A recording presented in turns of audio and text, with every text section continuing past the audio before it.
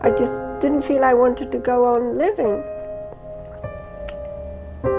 But somehow the survival instinct took over, and we began to think of our future.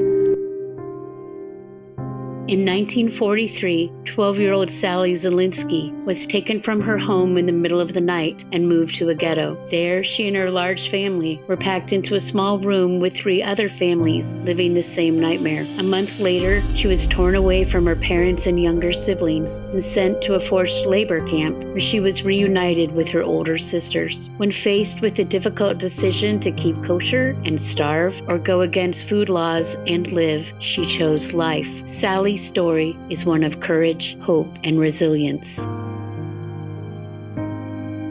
While in the camp where acts of courage could be deadly, a kind man bravely reached out a helping hand. And in that hand was a simple loaf of bread, simple food that helped them survive. In thanks, the sisters scavenged for the supplies to knit him a sweater. During this whole time, they were courageous to perform these kind acts, even with the ever-present fear of being caught.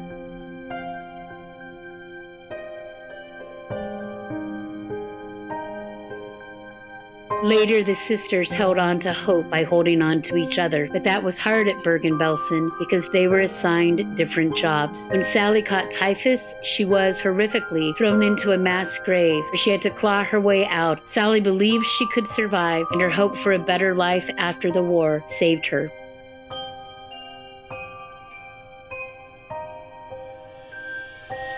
April 15, 1945.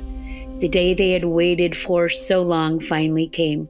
After holding on with courage and hope, they were finally liberated. In the aftermath of these horrors, she discovered she had lost numerous family members. She cried over the loss of her mother for days after being liberated. But soon afterwards, the survival instinct took over, and she thought about her future. She began to make up for the time she had lost in the camps. She got married, had a family, had a career, and painted beautiful floral images.